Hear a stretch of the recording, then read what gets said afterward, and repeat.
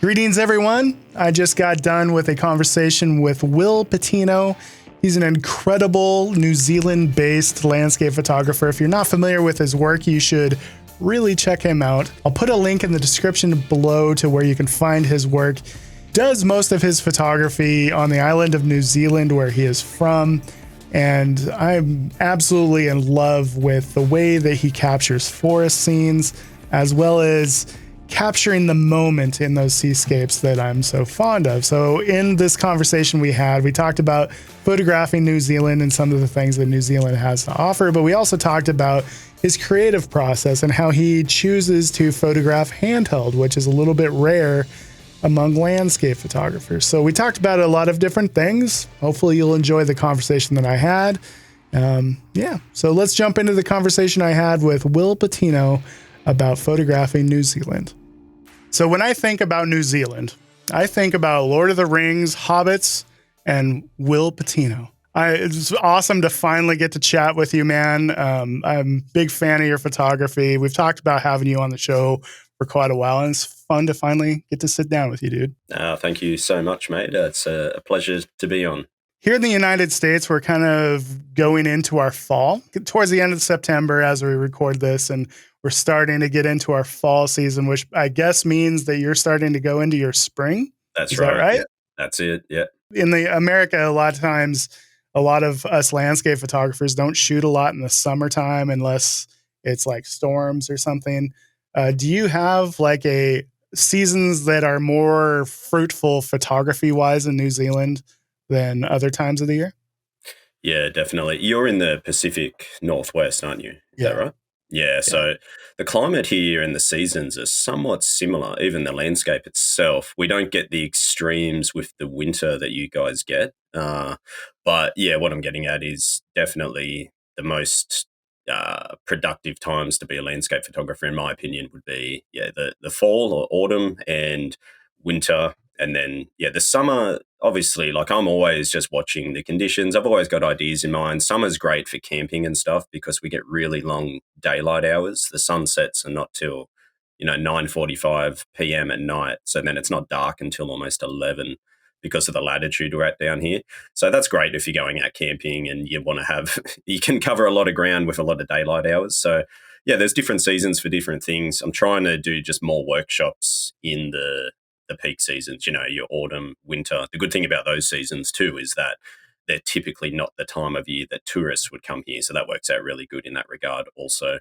But yeah, definitely the lower light in autumn and winter is just, so good for photography. And then the snow on the mountains as well is just the icing on the cake. So yeah, I'd say it's very similar to what you explained for sure. When I look at, especially through your portfolio, for those of you that have not looked through his portfolio, you should definitely do so because the work is awesome. Thank you, mate. The thing about New Zealand photography is just how much diversity there is. Yeah. You have everything from rainforests to glaciers. It's really, really impressive terrain and landscape. There's so much to shoot there. Yeah, absolutely. It's small, a small island, but what we have here, as you said, is the variety is like no other. We had a day last week on the workshop I was running where we commenced in a town with nice coffee, good cafes. And then within an hour and a half, we're in a temperate rainforest and it started snowing on us, which is just, as good as it gets to have the lush greens with the falling snow. But then by sunset, or later that afternoon, we're going through a huge gorge surrounded by glaciated mountains. And then at sunset, we're on the beach, all within a 5-hour window, basically. So there's not too many parts of the world where you can really, get all that diversity in such a short amount of time. For me as a landscape photographer, I'm from Australia originally, but I fell in love with New Zealand the first time I came here. And it felt more like home to me than where home technically was. So I had to move here. But it's just amazing. For me, I'd say it's just about got everything except for like big sand dunes, like what you guys get in Death Valley or something like that. There are small dunes, but there's nothing that compares to that big stuff that you guys have. However, aside from that, I feel like it pretty much ticks every single box. And people will often ask me, where do you want to go? Where do you want to shoot and travel to? And I kid you not, like my main answer is here. I just want more time to keep exploring here and getting out there because there's so much here for me that just keeps inspiring me and calling me in. So I don't really feel too compelled to. I will like to travel again soon, just for a few personal trips, but I don't even have anywhere narrowed down yet. It's just what I've got in the backyard here is enough to just get me pumped up and excited. And even this morning, I was looking at the fog outside and I was like, ooh, would be good to quickly run into the forest. But so I'm always just, pretty driven to get out there. It's just a landscape that is just perfect. Like I said, it's very similar to where you are, Pacific Northwest. It's just got that amazing, vast variety. It's somewhere as a landscape photographer that, you can't really go wrong. From like watching your stories and some of the behind the scenes videos and some videos from your YouTube channel, it seems like a pretty rugged area as well. Like there's some areas that are less accessible simply because there's not roads. Some of the fjords and things. It seems like that makes it so there's just a lot more to explore because it's a little bit more difficult to explore. For sure. That's probably what drew me here the most was the wilderness and, how untouched it is. And as most landscape photographers who have been shooting for a long time, I'm really drawn to places that I just haven't seen before. Haven't seen it ever. There's no Google images. There's nothing like that. So I'm definitely called to explore and get out there. I just feel so much more joy and fulfillment in witnessing places that I just haven't seen photographed. There's enough of that here. There's places here that humans still probably have not laid foot, just mountain valleys right out in the fjords where there's just no logical reason why someone would have been there or could have got there. And that's pretty inspiring. But I've got an endless list on my topo map of just potential ideas and locations to get to, but it's just finding the time to eventually get out there. But yeah, NZ, it's like, say, Iceland, for example, where you have the main ring road and then you've got all your iconic places off that. New Zealand's kind of similar. You've got, a few main roads, lots of iconic places nearby. But then once you get away from those roads, there's areas where it's, 100 miles of just no roads, no access, just wilderness, particularly here in Fjordland where I live, where, it is just so rugged and remote and it's not built up at all. And that's where I find the inspiration, knowing that it's just you and nature 100%. There's no power lines, there's no cars going by. That's what keeps me going, I think. Looking through your portfolio, some of my favorite images of yours, I think, are some of the forest scenes that you photograph. All the beautiful ferns and moss-covered trees, and you have a way of really composing those scenes in a really organized way, which is very difficult to do. Forest scenes are notoriously chaotic. Yeah. One of the things when I reached out to listeners of the show about questions to ask you, and one of the things that I was going to ask you about anyways is the fact that you shoot handheld probably more than any landscape photographer I've watched, and it's very different from myself, and I'd be really interested to know like your take on why it is that you shoot so much handheld and was maybe some of the things that you do to make that work in those kind of darker scenes. Well, yeah, thanks for the compliments on the forest stuff. Funny enough, I'm not happy with any of my forest imagery. And at the moment, the last 6-7 weeks, I've just been creating a new series of forest scenes, which hopefully I'll wrap up soon and release. But yeah, as far as the handheld goes, that's probably one of my biggest questions. I filmed a little skit recently for YouTube, which will hopefully go up soon, just because I was thinking, when did that really start? When did I start shooting handheld? And I realized it was actually when I moved to NZ in 2017. In the fjords here, the further west you go, the further you get to the coast, the rainfall is immense. There's more rainfall here on the western fjords than what you get in the Amazon rainforest. And what I enjoy about that, though, is what it does to the landscape. It just comes to life. There is innumerable waterfalls that just cascade down off the mountains. The rainforest comes to life. The cascades start flowing. So moving here and getting out there, I've always been drawn to the weather and the elements, and I just wanted to get amongst it and photograph it and, get down into creeks, put waders on and be out there in the rain, because once the rain stops, a lot of the waterfalls stop, for example. And there was one specific image I remember very vividly trying to capture and using the tripod, and like this is proper heavy rain, and if you've ever tried, as you would have, to shoot on a tripod in pouring rain inside of it, like in a raging creek, you're just asking for trouble. It's just so hard. The second you put the camera on the tripod, it's going to, get soaked, blah, blah, blah. So I remember on that specific day, just ditching the tripod, and I just thought, I got to shoot this somehow. And I just started mucking around handheld, and I surprised myself at how I was able to get the water flow texture at 1/8 of a second, tack sharp all the way through. And being handheld meant that I could just very quickly change the composition. I could cover the camera with a towel. I could shoot, cover it up. I could just keep moving along. And that was the moment where I was like, man, I'm surprised I got this sharp, because I always had that mindset of you need a tripod to be a landscape photographer. And for my first few years, that's how I worked. And if I left the tripod at home, then I remember one time in Australia getting to a location and I realized the tripod wasn't in the car. And I just drove away. I was like angry, oh no, and didn't even try.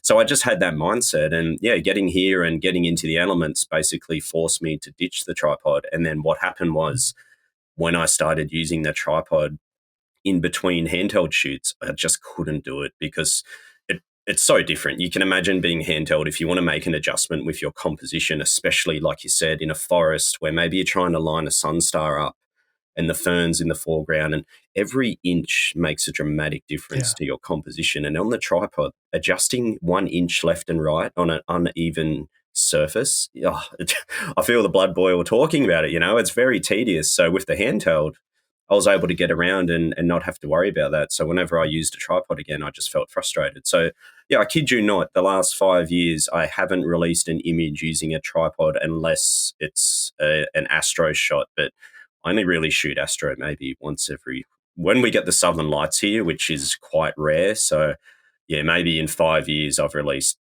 2 images using the tripod. Maybe 3 or 4 because of an Iceland trip back in 2019. But yeah, otherwise I just don't use it. Like it just stays here in my office in the studio, and that's it. And there's definitely techniques I've had to develop and little hacks to work around being able to do what I do.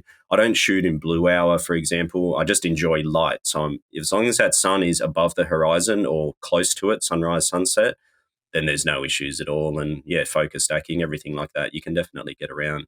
You need a mirrorless camera though. That's the main thing. Yeah. Like the stabilization in the mirrorless is critical. To do my workflow with a DSLR is just way too difficult, to be honest. In-body stabilization really changed what is possible as far as hand-holding shots. And then when you combine that with stabilization in the lens, you can really, really drag the shutter. What camera system are you using by chance? So I went to Sony mirrorless back in 2013 when they first released the A7R. I was Canon.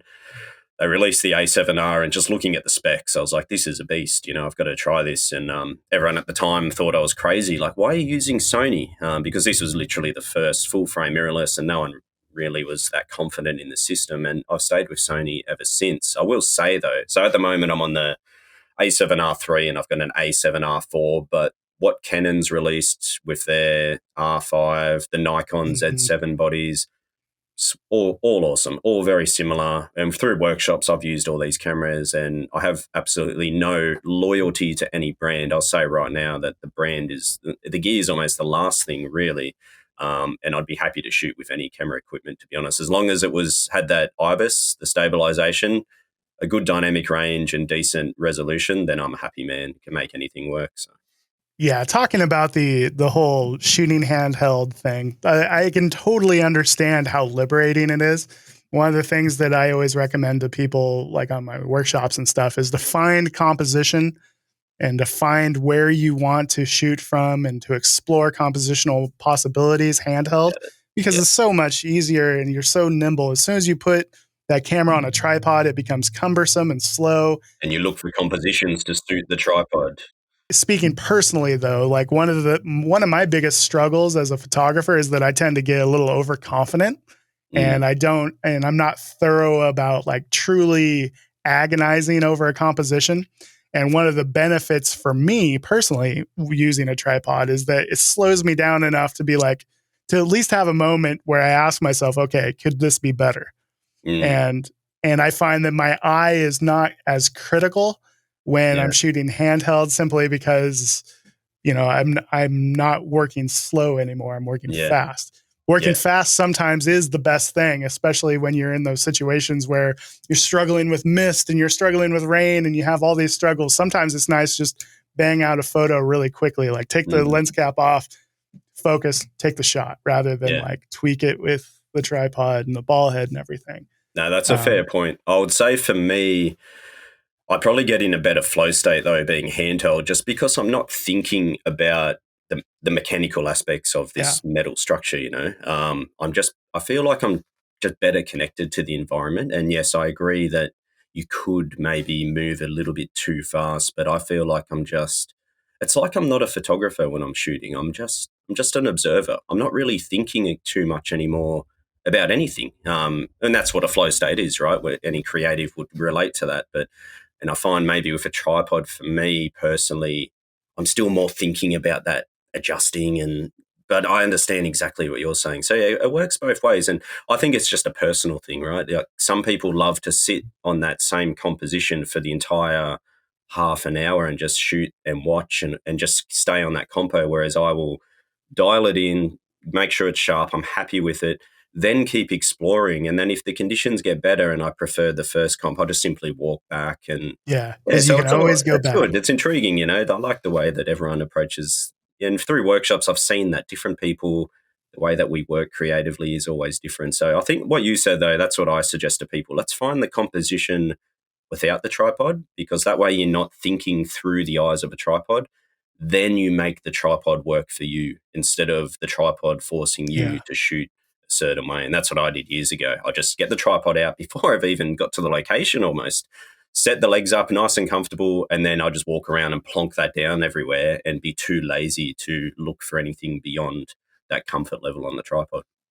Yeah, that's the thing about tripods is that they grow roots. That's it, man. When you're on a tripod, that you have a tendency to not move it enough. You'll move the ball head, maybe you'll change the height, but very seldom do people continue to explore once a tripod comes out. And I find a lot of my compositions are, you just wouldn't get the tripod there anyway. Like I'm literally, hugging the edge of a tree or, really low to the ground or just ultra close to something. And when I analyze it, I'm like, there's no way you could actually get it in, not without wasting half an hour, just these real precarious positions. I just kind of let my eye just guide me. And then suddenly I'm in this real awkward position and, trying to curl up somewhere and make the shot work. And no, I enjoy it, man. It's really fun. And it's just, it's revolutionized the way that I photograph and think about composition. Well, and I imagine like when you're shooting handheld like this, one of the most important parts of the shooting workflow is actually reviewing to make sure that you got the image sharp. Yeah. So I've got shutter speeds, which I know are like 90% success rate. And then there's shutter speeds where I know it's like 50% success. And it's all dependent on that shake in the hand. Do you have an elevated heart rate? Is the temperature really low and you don't realize? And your focal length obviously plays a role. The wider you are, the slower you can be. If you're zooming, you have to be a little bit faster. And that's just where the experience comes in. Yeah. But definitely if I get a frame and a composition that I think, yes, this is what I was after here, double checking on the back of the screen, just zooming in, and even knowing what sharp is on the back of the camera, because unfortunately, those camera screens, the resolution's not that great. And I've had clients who they'll zoom in too far and they're going into the pixel level almost, where it's just indistinguishable. So even just getting an eye for what does sharpness look like without having to zoom in too far, just being able to zone in on an edge somewhere and interpret that's sharp or that's not sharp. And yeah, a bit of practice for sure. So I can imagine going from a tripod straight into my workflow would be pretty daunting, but you could definitely like ease into it and get the feel for it. And, I think it's good just to try without the tripod, and then people will be surprised at what you can actually do without using one. And shooting handheld, there has to be some compromises. First of all, like can't really drag the shutter too far, and which means that sometimes you're going to be forced into a situation where you have to elevate your ISO or shoot a little bit more with an open aperture than you would wish.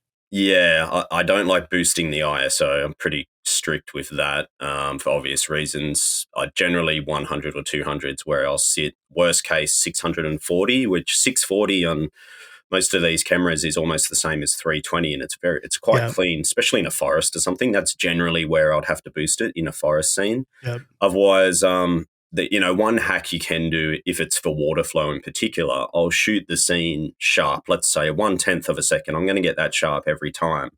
1/10, bang. I look at the water. If I don't like it, I'll slow the shutter down to anything I want. You could do 5 seconds if you want to. You just have to manipulate the f-stop so you don't blow out the exposure.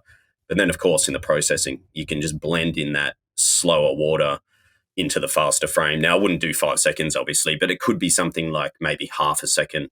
I'd say, though, most of the time I'm close enough to the water flow, and I just like that textured look around 1/8, 1/6, even a quarter. Yeah. I really like that look. You get that texture and softness at the same time. And that's where typically a single exposure can do it anyway. Otherwise, yeah, it's easy enough to just shoot, adjust the shutter speed, shoot again, or put it in bracketing and then just shoot the 3 frames. And then the slower frame is your water flow frame, and then you can blend it in. Now, the argument there could be that that workflow is more tedious than just going to get the tripod out. And that's a valid point. But for me personally, I'd just rather just be in the field, just do that, and then later in the computer, once you get competent with your processing, it's very quick and easy to just blend in if you wanted to put that water flow in. But I'd say I'm only doing that maybe 1 in 20 shots, like it's pretty rare for me to have to do that. But yeah, you're right. Sometimes it could be maybe lowering the f-stop a little bit because it's getting dark. But yeah, like I said, I just like light. And if I'm shooting when there's light somewhere in the landscape, I'm not really having to compromise too much on the settings. For example, I just did a 9-day workshop here. 2 of the clients were keen to try the handheld approach, and they had mirrorless. So I kind of said to them, look, we're not going to touch that tripod unless we really need to, unless you're uncomfortable. And they were happy to give it a try. And they didn't touch it the entire time. And that's just shooting, all the stuff I mentioned earlier, this vast variety of different scenery. And I was like, hey, on the final day, we got the tripod out of the van. I was like, we didn't touch it. And they were like, yeah, they couldn't believe it. So yeah, it's pretty rare for me to have some kind of environment where it's like, oh man, we're going to have to really sacrifice quality or something like that. It just doesn't really come up. But Astro, Blue Hour, yeah, you definitely will need the tripod for that. And it kind of comes down to the type of photographer the person is too. Like, everybody has their own set of strengths and weaknesses. Yeah. Some people struggle with the creative aspect, but they're awesome with the technical side. Yeah. Those people could definitely benefit from trying to, like you mentioned, go into more of a flow creative state, a more creative state of mind where they're thinking entirely about composition and experimentation and exploration. There's a lot of times technically minded people struggle with those things, but then there's the other side where they're incredibly creative, but they struggle with the technical side. And those people a lot of times could benefit from slowing down, find that composition, figure out where the camera needs to be, throw it on a tripod just so they can slow down and actually examine what their settings are, think about what their settings need to be. Another thing that, kind of that I thought about as you're talking about these darker forest scenes is, sometimes it would be nice to shoot with a longer shutter speed to let more light in. But in those forest scenes, a lot of times there's a little bit of a breeze, which means that all of that foliage is moving around anyway. Exactly. And you can't really do a long exposure without just ending up with blurry everything. Yeah, exactly. So in those cases, you kind of have a constraint on how long that shutter speed can be anyway. That's right. Yeah, exactly, man. Yeah, there's definitely little trade-offs and considerations.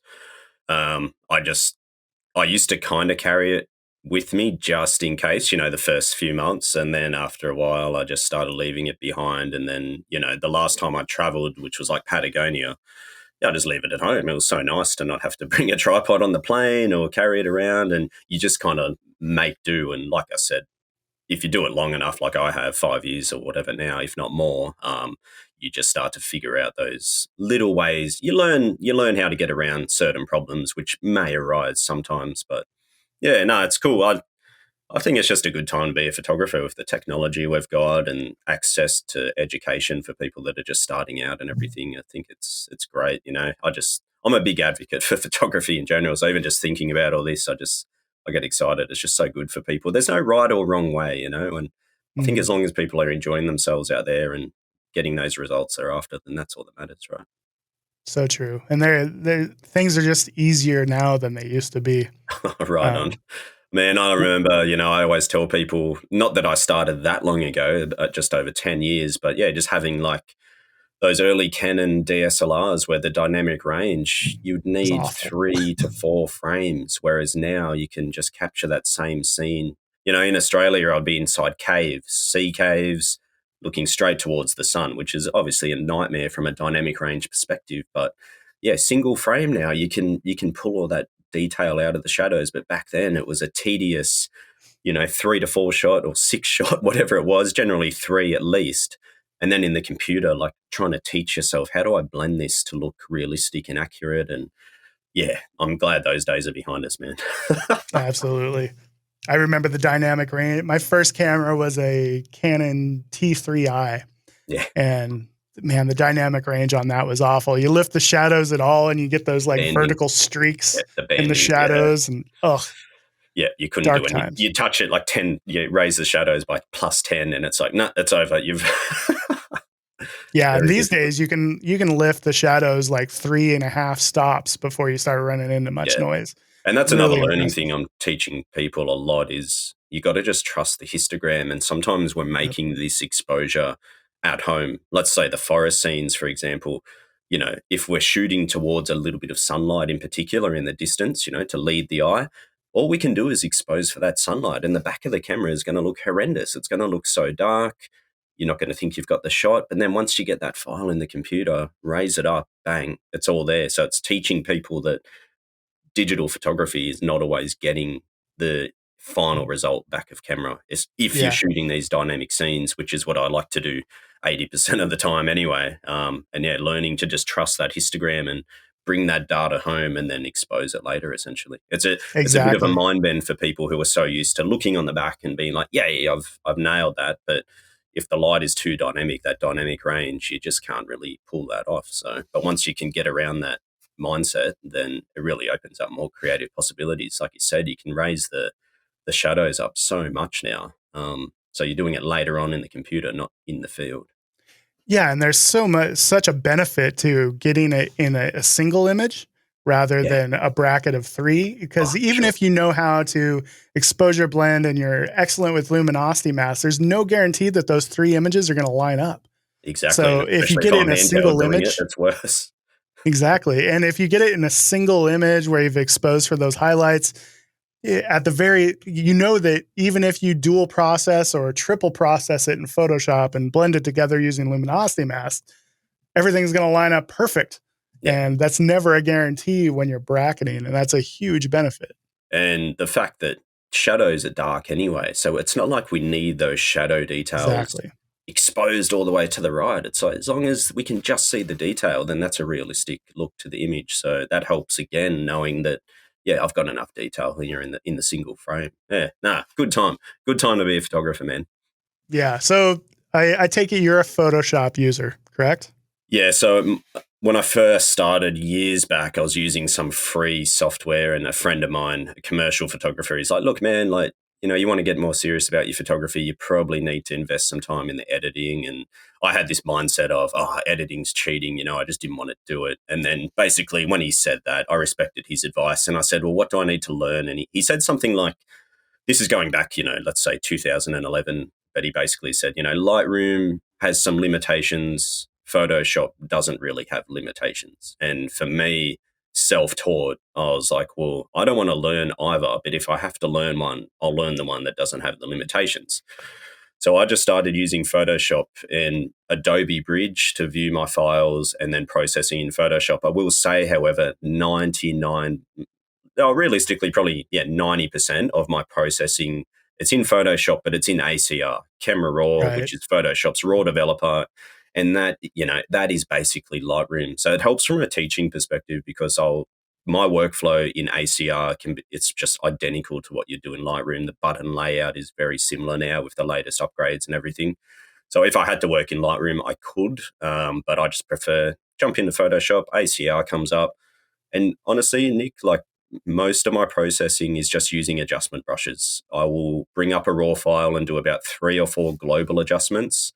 And then everything else from there, I just use a brush as if I was a painter, and I just go in and try and create that three dimensionality, create the tonal separation, adjusting the values through the scene.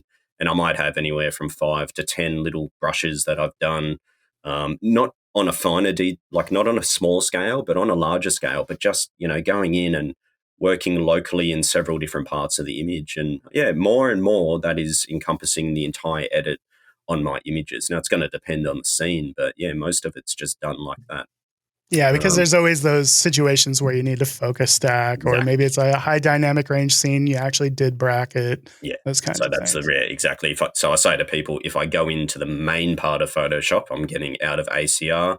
Yeah, it's for if I need to do an exposure blend or a focus stack or some of those little things. But yeah, more and more I'm just being able to work on that raw file and leave it as a smart object from the raw and then just save it from there, which yeah, I really enjoy.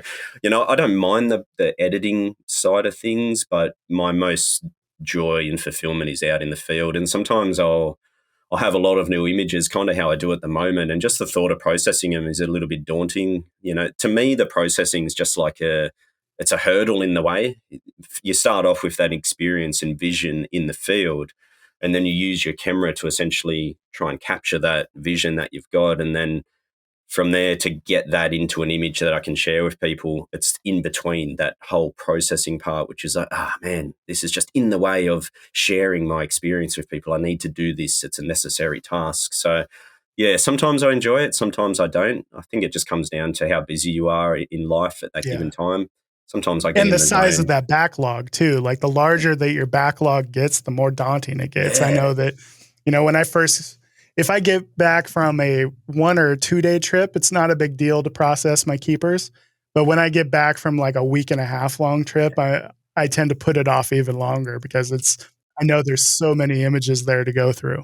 Yeah, exactly. Yeah, and that's probably where I'm at now, where it's been a busy 6 weeks or something, just lots of workshops and shooting in between and everything. And yeah, but lately I'm kind of, like I said, focusing on more of a theme, and I think that's helping me with the direction for forever. I've kind of just shot through the year, and then every 3 or 4 months I'll release new images on my website, just a portfolio, a collection there. And there's no theme or anything. It's just, hey, this is what I've been up to the last 3-4 months.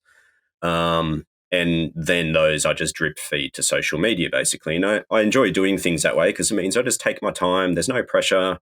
I really refine the processing. I let them marinate for a long time. But yeah, I did an ice series last year, like glacial ice, and I really enjoyed just kind of putting my mind to that one thing. And even though I'd shoot other stuff around that, because I was always, coming across amazing moments, and even though it didn't have ice in it, I'd still shoot it. But it meant those raw files would just sit there for another day. So yeah, at the moment now it's more thinking about forests and what I can do here in the forest specifically, which is a big daunting task because, as you said earlier, the forest is the most complex, challenging environment to shoot, and I think it's one of the most beautiful as well. So it's like, how do I do justice to that? So yeah, I'm kind of enjoying just putting the mind on that. So when I think of all those raw files in the backlog, I'm kind of like, yeah, okay, I've got a few aerials in there and a few mountain scenes and seascapes, but I'm not even concerned about those. Let me just go through the forest stuff I've been doing and work on that. So I think, yeah, I don't mind that approach. I might try and do that moving forward, every few months, just have some kind of theme, some kind of subject matter that I've just been focusing on solely.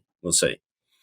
That's a really cool idea, not only because it keeps you focused, it keeps you motivated in a particular direction, but it also keeps your portfolio and your work and your processing style more cohesive as well, because you're processing the same type of image back to back to back. Yeah. And so your processing is going to be a little bit more consistent, and the look is going to be more consistent. Yeah, actually. And you just reminded me, I did a seascape one at the start of this year. I wanted to make a course of tutorials on seascape photography. So during that, I obviously went out, and it was a little bit selfish, but I wanted to create a new body of seascapes. Most of my seascape work was from my early days in Australia. So I went around here in NZ and, across 3 months or so, 3 or 4 months. Now, I've got a wife and 2 young kids, so I'm not out for 3 to 4 months. But for that whole time, every time I did go out on a trip, it was purely seascape dedicated. And you're right, when I look at that body of work, there's a good 30 plus images there, but there's definitely like that overall kind of theme and aesthetic to the images. So Yeah, I didn't really think about that. And it's funny because as the years go on, your work does change slightly. So I guess Mhm. in this way, at least there's like a little chapter there of that moment in time, where that's how I was viewing the world. That's how I was kind of composing and processing and everything like that. So I don't know how long I'll do it like this, because I guess sometimes it's a bit overwhelming if it's like, here's 20 forest scenes and they can almost start to all blend in together. Whereas in the past, if I released 30 photos, maybe 3 were forest scenes and they kind of stood out a lot because they were the only 3. So I guess there's pros and cons. I've always kind of thought of my photography when I release images as like a band writing an album, like trying to make an album here, working on it for a Yeah, it's got certain to amount have of time. ebbs and flows Yeah, and some very, exactly. otherwise it's just the same song for an hour and Exactly. a No half. one wants to hear the same song. No one wants a single to be released every week because the quality is going to decline. So go away, work on the album, and then release that body of work there that all ties in together. But that provides another exciting challenge, because when I open up my drafts, everything I'm working on, you can view it all and you can see, well, hang on, that one's too similar to that one. That one's got to go now. And then it does help you actually, make the most of that subject matter and try and bring out different things, instead of maybe just doing the same repetitive type of composition every few months and then just releasing a random forest shot. So, yeah, I hadn't even thought about that till we started chatting, but it's got me more excited now to try just to Well, try and that, make sure that, yeah, each image stands on its own and, yeah. isn't blending into the rest too much, even though there's that same overriding theme. Well, and I kind of feel like this with my own photography oftentimes, that sometimes I get a little bit formulaic where I have a type of composition that I just roam around from place to place, and I'm like doing the same type of composition in a different place. Yeah, I'm exactly. making the same image in multiple places around the world, and it's nothing is more depressing than feeling like you're just repeating yourself. Yeah, I know. I know exactly where you're coming from, and it helps. Yeah, I feel like for that reason, I actually don't look at other photographers' photos too much, and it's not that I don't enjoy other people's work, but I find it liberating when you're not exposed. Think of it like music again. If you're listening to the same type of music and you're a musician yourself, when it comes Yeah. time for you to write your own songs, you're going to be influenced by what you've been listening to, right? We are what we eat, essentially. So I feel like it's liberating to not overly consume too much of what I do, like landscape photography. So when I'm out in the field, the brain doesn't drift into those formulaic compositions. Now, of course, in visual art, there's stuff that just works, right? We know that. So it's always going to be there. It's always going to work, and we're going to apply it, no doubt. But yeah, I find it's refreshing to get out there and just be there in nature and just say, okay, just have those conversations instead of going into the default, okay, I'm going to shoot it like this. There's the elements. Mhm. There's the pieces of the puzzle. I'm going to put it together. Yeah, kind of forcing yourself to have to really think and connect. And yeah, it can definitely be frustrating. And I know exactly what you mean, because I've got to places where I can see the obvious shot. I'm like, oh, there's this, there's that. But then trying to force yourself, well, hang on, there's got to be a better way here. There's got to be another way that we can go about this. Yeah, it's a challenge of when you've been doing it this long, right? You just don't want to keep repeating the same old thing. You want Exactly. to stay true to yourself. Something for me personally is I just don't really do much intimate nature stuff. It's quite on trend the last 12 months, two Yeah. years, and I really enjoy looking at the guys that do that well. I love it. But when I go to do it, or I've thought about it, I'm like, yeah, like it's fun, and I'll get my clients to do it. But for me, it's just not. That's not the genre, If again, back to music, that would be like a metal guy now playing pop music. It's like, nah, it just doesn't work for me. So I think it's good to stay true to who you are and not do stuff just because you're forcing yourself to do something different. I've got to do it different because that's what you've got to do. Then you kind of lose your individuality in the process. So it's a bit of a balance there, I think. And yeah, for guys like us and most people have probably been doing it for a long time, how do we stay true to ourselves but still have fun? And, I guess that's the main thing, just having fun. Like, it doesn't really matter what other people think, as long as you're enjoying it and having fun. And if it all looks the same, whatever, there's no right or wrong, I guess. Yeah, and I find that making the same image over and over, not fun. You There we wanna go. you wanna grow and do something different. I find that, like, it really helps to go into a place without those preconceived notions Yeah. and to go in with a truly blank slate. That way you can actually react to what's there rather Yeah. than force what's there into your preconceived little Notion box where you're Yeah. going to try to replay the Nick Page greatest hits where like, I know this type of image works, so I'm going to try to find this image out here. Yeah. Rather, like it's much more rewarding to go in and just react Yeah. and see what's possible, and then maybe you'll find something new that is still very much you, but it's you reacting to what you saw rather than trying to force what you saw into Exactly. your little preconceived Notion box. The last few times I've shot seascapes, when I did that release earlier in this year, what do you think of when you think of seascape photography? It's slow shutters, swirling water, foreground, midground, background. And when I went out there, I didn't consciously say I'm not going to do that, but I started using the mid-range zoom a lot more and using faster shutter speeds, actually just getting that faster shutter on the water, even though, you do that for a wave photo, but this was still with sea stacks. And I really enjoyed the look it was giving, and trying to get birds in the frame. And it felt really liberating to break away from what I had in my mind as like the typical way to shoot a seascape, just ignoring that milky water type look and saying, well, hang on, how do I actually get the power here and the drama, and just not being afraid to break away from some of those molds that we've created, over the years. So yeah, it is quite fun, and all you got to do is try, just have a bit of a play. And again, ultimately for me, it's when I get back and process the shots and I analyze everything. And sometimes I might be like, yeah, that photo I think is a nice photo, but it's not me. It's not really me. And then that's the part where it might get cold. But I think the whole process is still enjoyable getting up to that point anyway. And it's all about just having fun and exploring and trying new things. And sometimes when you try those new things, they work, sometimes they don't. But it's always a good learning opportunity, and Yeah. it's always an opportunity for growth. It's always practice. Yeah, right on, man. Exactly. Yeah. So one of the things that you do that I think is really, really awesome is that you give a portion of your workshop income back to various organizations and stuff. Maybe you can talk a little bit about that. Yeah, thanks. The it had me where I live in New Zealand, or NZ in general.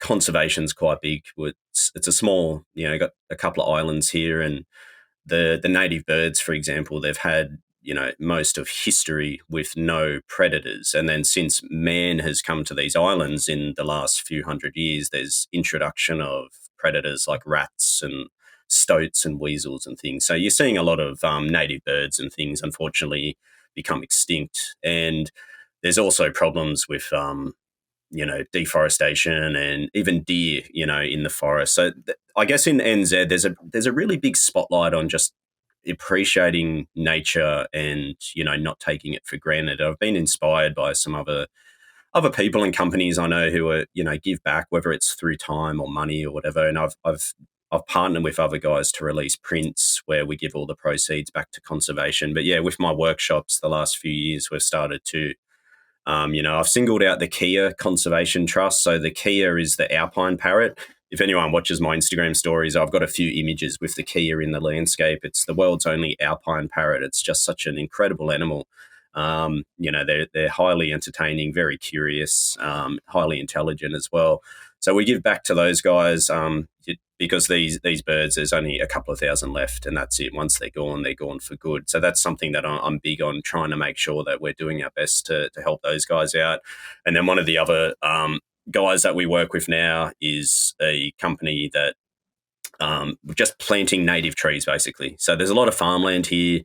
There's a lot of areas that have just lost trees, whether it's because of farms going in or other reasons. So yeah, just giving back and helping plant native trees as well. And what's cool about that is one of the donations we made recently.